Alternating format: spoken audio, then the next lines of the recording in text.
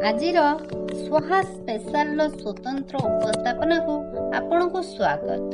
साधारणतः post office कहले चिट्ठी आदान प्रदान को बुझा जाए, किंतु जानिछन्ते कि केवल चिट्ठी पाई नुहे बरं बेरोजगार मानक पाई रोजगार माध्यम हेउची पोस्ट ऑफिस।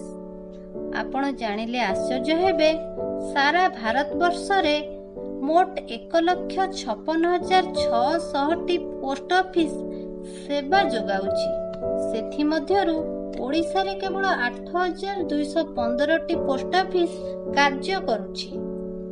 पोस्ट ऑफिस रे थिबा विभिन्न सेवा मध्यरु स्वल्प संचय योजना बेस लोकप्रिय होई परिछि।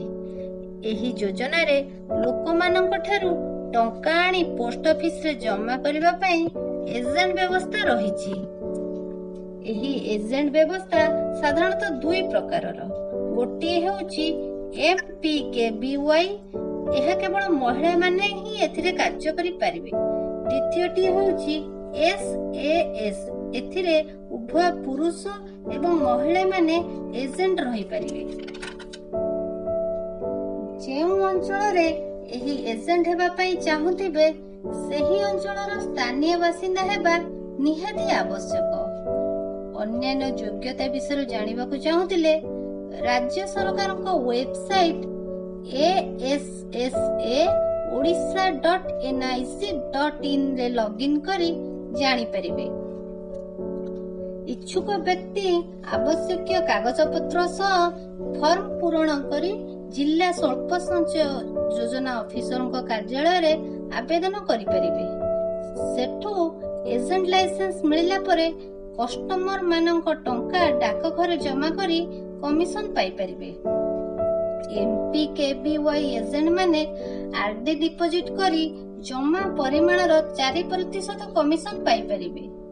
उदाहरण स्वरूप आपण जदि 10,000 टंका आरडी डिपोजिट करूछंती, आपनकु 400 टंका कमिशन मिलिबो।